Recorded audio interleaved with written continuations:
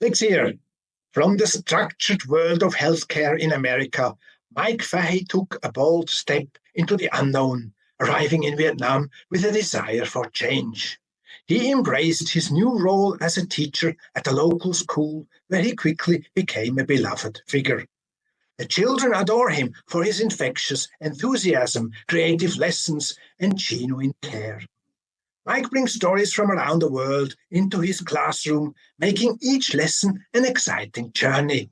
What do you do on Mondays? On Mondays, On Monday, I go. to school. I go to school. Okay. Tracy, what do you do on Mondays? On Mondays, I go to my grandpa's house. Grandpa's house. Good.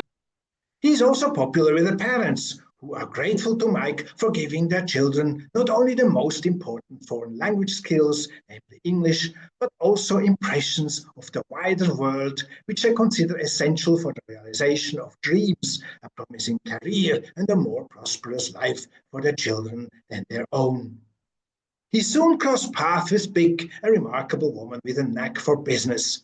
Together, they embarked on a journey to the highlands of Dalat, where they opened a wonderful restaurant, and then on to Zilin, where they set up a farm and eventually a thriving pizzeria.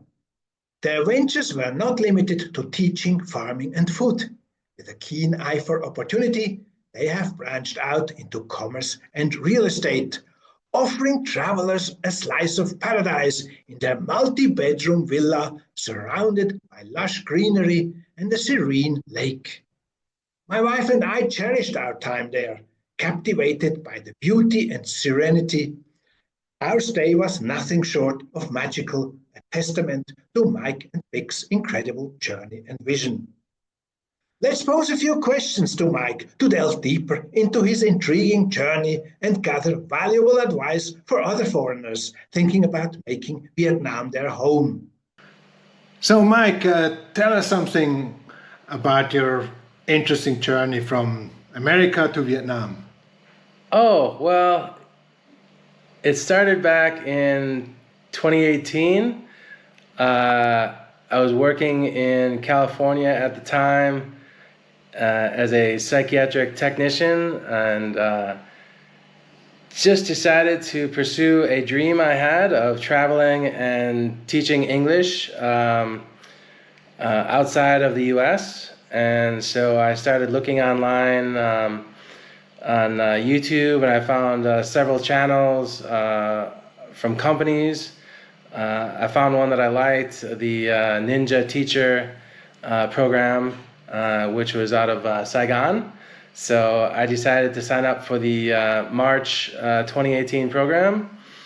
And that's after that, I just sold everything I had back in the US, bought a plane ticket, signed up for the program, made the deposit, and got on the plane and ended up in Vietnam, in Saigon, Ho Chi Minh City in March of 2018. So yeah, I started pursuing the teaching English. First of all, started in Saigon, then I went up to Dalat, then I ended up in Ziling and the Bao Loc area of Lam Dong province. So yeah, it's been very rewarding. I've met a lot of very good students. The Vietnamese students are very enthusiastic, lots of energy, lots of smiles, lots of good students. So I was really excited about that.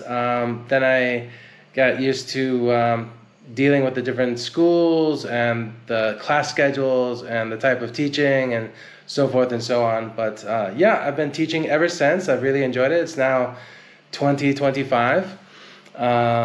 So when I was teaching, I also had an opportunity to meet some people, and eventually I met my wife, Bich, who I'm married to now for nearly 6 years of marriage. So we met in Ho Chi Minh City. We ended up going up to Dalat and we opened up a noodle shop up there, a pho noodle shop. So we started making the pho. We started getting involved in the restaurant business. So we made that happen for about 6 months. We made it through the Lunar New Year up in Dalat, which was quite busy. We had customers out the door every day, lines of people, all sorts of interesting things happening with ingredients and sourcing ingredients and finding vendors that would sell us beef or noodles or whatnot. But we made it through the holiday season, which was quite busy. And yeah, we had a lot of fun. We ended up traveling around after that. We went up to Hanoi and Cat Ba and sort of did a walkabout looking for places where we'd like to settle down a little bit more. We were not quite married yet. This is in 2019, the spring of 2019. Late summer 2019, we started making plans to get married, and then we decided to settle down in the Zeeling area, which is it's on the QL20 between Dalat and Baolac city. So it's a smaller town, but it's growing in size and gaining flavor, new restaurants, new people, new shops every day. So really happy about that. And you became also a farmer, right? Yeah. We did. Tell us something about that. Yeah, we started off in farming. As soon as we made it to Zeeling, we bought a 4.5 hectare farm, coffee farm. So yeah, we had coffee, chickens, durian, mangoes. That was back in 2019. So yeah, we got into the coffee farming business back then. So we learned how to pick, how to harvest, how to process, how to manufacture. We found roasters that we could work with. At one point I considered roasting myself, but there's so many people around here that are in the coffee business. It just makes sense sometimes to have someone else do it. So yeah, we found a very good roaster. So we're really happy about the coffee experience. So yeah, everything is going really, really well there. So coffee, teaching English. Eventually we got married. So we got married in the late fall of 2019. Mm-hmm. So we were married here locally in Zeeling, and we had a big party. We had a big dinner, lots of fun, lots of pictures, lots of people. So then, yeah, after that, I started teaching more. And then later on, I think we started getting into, I want to say spring of 2020, we started getting into the COVID, and the whispers of COVID and some sort of a flu-like sickness that was spreading around. So I think that was spring of 2020. So then we made it through, and then we started having lockdowns, I think in summer of 2020, I think was the first one. Yeah. And and then we started having, we just had to stay at home and make food. Luckily we're on the farm, so we had like chickens and ducks. And you had enough food for yourself. Yeah, we had everything, avocados, apples, so we had all sorts of good things to eat. So yeah, we made it through COVID, no problems. And then, we started building the house. I think in about late 2020, early 21, we started building the house here. So now we have the house with the 3 bedrooms, 2 baths. We just built another 2 baths and 2 showers outside. So the house you rent out to visitors to customers? Yeah, it's a beautiful area. Overlooks the river. We have a swimming pool, a sauna. We have Netflix.